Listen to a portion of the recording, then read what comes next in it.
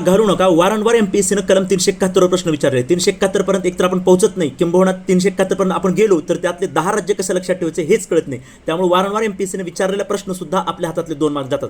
आपल्याला simple trick लक्षात ठेवायची 371 बाबत. काय लक्षात ठेवायचे बघा, 371 मध्ये 10 राज्य आहेत. हो सर, पहिली गोष्ट 10 राज्य आहेत. कसं लक्षात ठेवून 2 राज्य पश्चिमेकडले आहेत, 2 राज्य दक्षिणेकडले आहेत आणि राहिलेले 6 राज्य हे नॉर्थ ईस्टकडले आहेत, ईशान्य पूर्व भारताकडले आहेत. बरोबर आहे. पश्चिमेकडले 2 कोणते आहेत तर आपलं राज्य महाराष्ट्राच्या बाजूला असलं गुजरात, म्हणजे पश्चिमेकडले 2 झाले महाराष्ट्र गुजरात.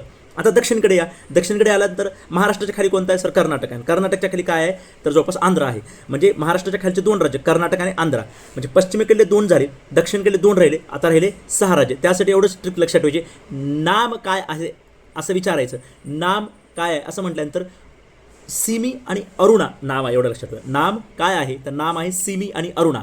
बघा एवढंच.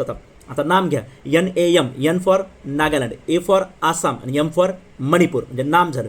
आणि नाम काय आहे असं विचारलं ना, उत्तर काय आलं? Simi, SIMI, C Sikkim, MI Mizoram, Simi. आणि दुसरं आहे अरुणा म्हणजे अरुणाचल प्रदेश. म्हणजे एकंदरीत काय, नाम, सिमी, अरुणा हे 3 शब्द लक्षात ठेवलं तर त्यावरून तुम्हाला लक्षात येईल.